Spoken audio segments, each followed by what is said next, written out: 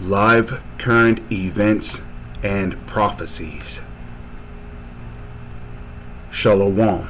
First and foremost, giving all praises, honor, glory, respect, and blessings to Yahweh, Ba'ashem, Yahweh Shai, Ba'ashem Rakha Kwadash. Salutations to the Lord's elect on the four corners of the earth, pushing this truth and sincerity while patiently waiting for Yahweh Shai's return. And double honors to our apostles and elders of Great Millstone, which have taught us everything we know through the spirit and power of Yahweh, Ba'ashem, Yahweh Shai. Why is it necessary to invade Ukraine? This is from the more human, emotional perspective to say so, but if you look at it from a more military perspective and talk to military experts, they're going to point out to you something else, that in fact these statements kind of imply that maybe Russia is actually running out of ammunition, running out of weapons, be conventional weapons, for example, or certain types of missiles, meaning that they have appear to have underestimated Ukraine from the first place on. So the different ways to look at these statements. What I personally found quite interesting here is when Putin said that, quote, it's impossible to hold the front without making sure that he ramps up the military forces with the partial mobilization. Of course, we have seen that didn't really seem to have worked so far, but he vowed that this is going to come together within the couple of next weeks. And Ukraine's President Volodymyr Zelensky certainly would align with that perspective about the Kremlin's problems. He said the Kremlin's comments were further proof that Russia is losing the war. Let's have a quick listen to what he had to say in his latest video address. Russia is already in the atmosphere of its defeat. Zelensky, for those who don't know about this dude's an actor, okay? He's not really about that war life. They still have the opportunity to terrorize our cities and all Europeans, to blackmail the world. But they don't stand a chance because Ukraine is advancing. They don't stand a chance. Funny, how do Zelensky's comments match with battlefield developments? In particular, if you look at Kherson region and Kherson city that was occupied.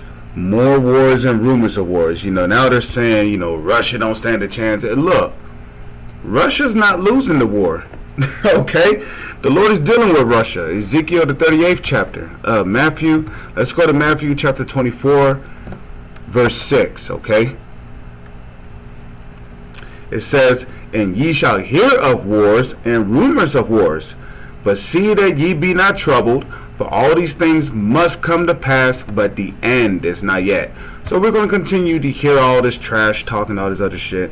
Okay. In particular, Donetsk region, there, of course, with the strategic capture and liberation, of Liman in early September, early October, on October 1st. These are very strategic places that are important, of course, for Ukraine to push Russian forces back. And given those numbers, that about 600 settlements were liberated by Ukrainian forces, at least according to Ukrainian information during the past couple of weeks, clearly signals to President Zelensky that it's not just that the Ukrainian forces are doing something right, but actually those weapons that arrive from the West have an effect on the further progress here, and obviously as a result. Right. If you've been paying attention to the news, you would know that America's been sending billions of dollars in military aid to Ukraine. Okay, which has only caused the dollar to inflate and lose value, because now America's been continuously printing and printing and printing. We know that we know why the so-called elites want to crash the dollar. They really want to bring in this digital currency, which will lead to the MOTB system. At least 28 people have been killed in an explosion inside a coal mine in northern Turkey. Rescue teams from neighboring provinces have been dispatched to the area. The teams are hoping to still save dozens of miners trapped underground. Covered in mud and confused, this man just escaped disaster. He and many others were lucky to find their way out of the coal mine on their own.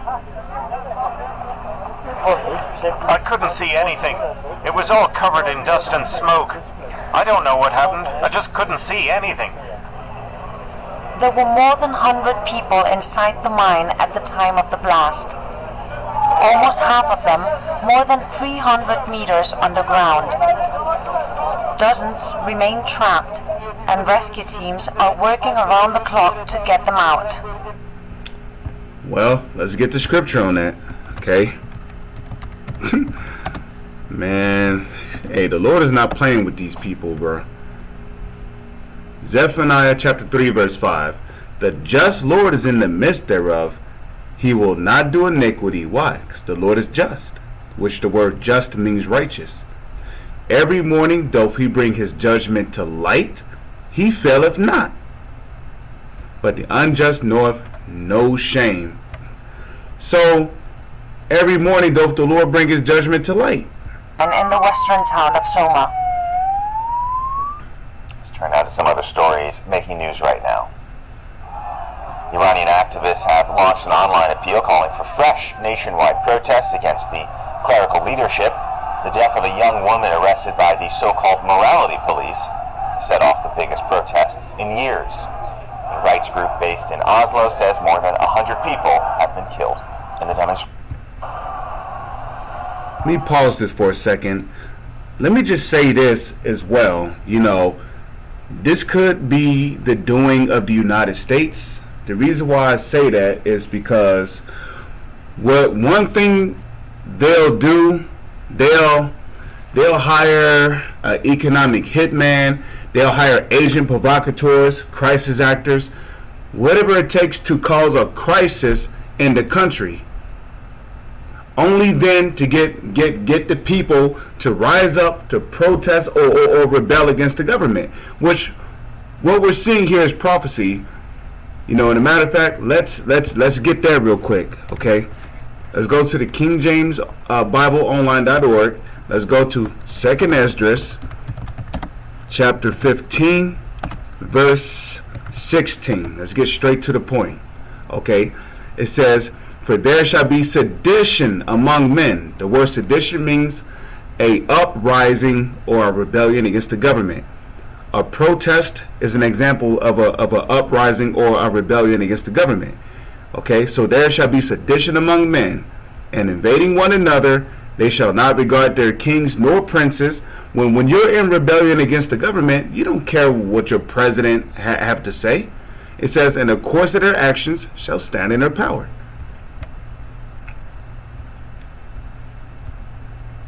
Vandals have thrown soup at Vincent van Gogh's masterpiece, Sunflowers.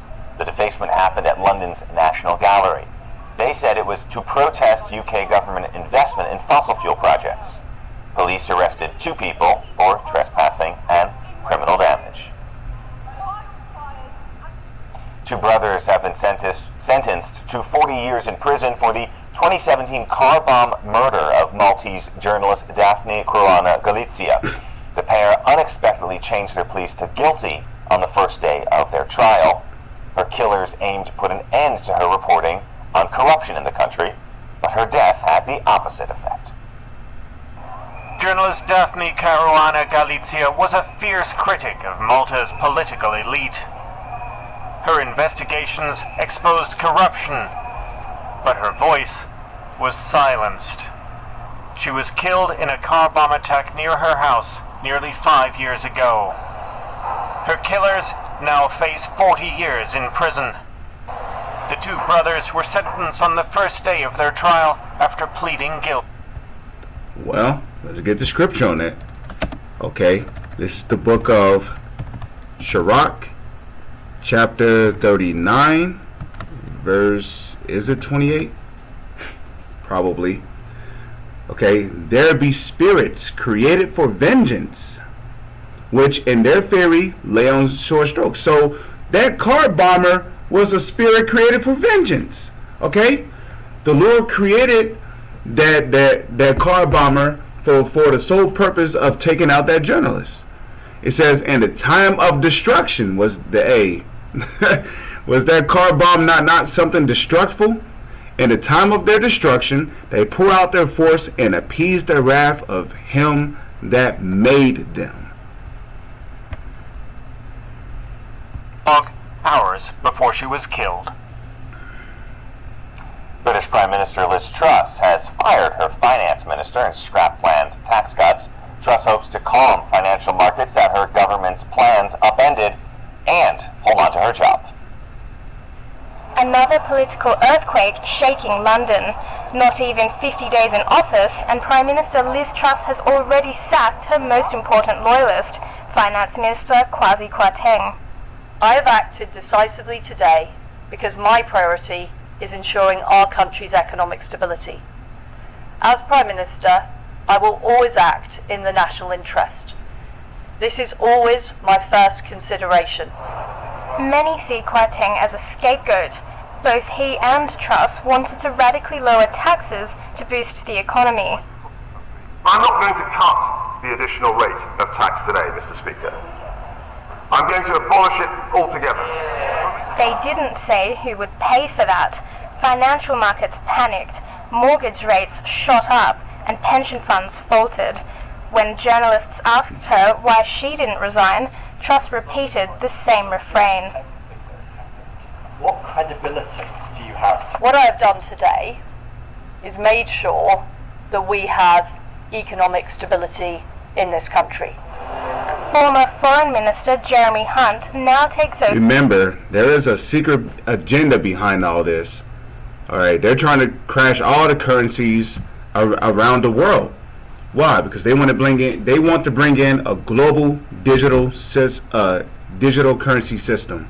I'm eased to victory over struggling Schalke as match day 10 kicked off in Germany's Bundesliga on Friday.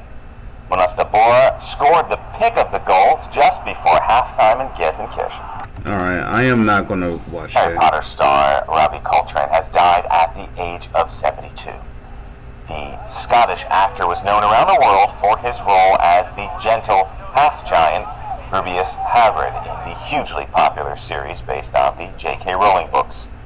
Coltrane's 4-decade career... Well, now, I mean, rather if his death was a sacrifice or whatever, there's been a lot of people that's been dying in the industry, the music industry, you know, people in the basketball industry, football industry. A lot of people's been getting judged by the Lord, man. No plans for more massive airstrikes on Ukraine like those carried out earlier this week. However, cities across Ukraine have again come under attack. And coming up next, we have gadgets to help people with disabilities lead more independent lives. That is on DW's Tech Magazine Shift. We'll have more news for you at the top of the hour, so don't go anywhere. I'm William Bluecroft. See you again right here soon. He said gadgets to help people, right? Let's like check this out.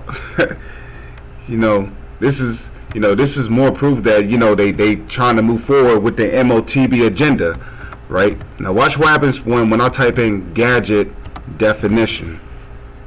He said they had gadgets to help people, right? But check this out. This is the definition for gadget from google.com. Gadget. It says a small mechanical or electronic device.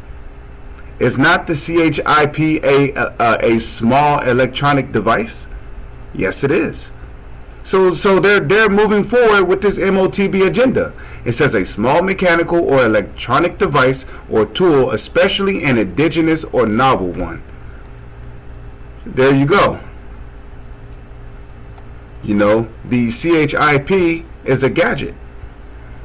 And it could be a gadget that is used to control people.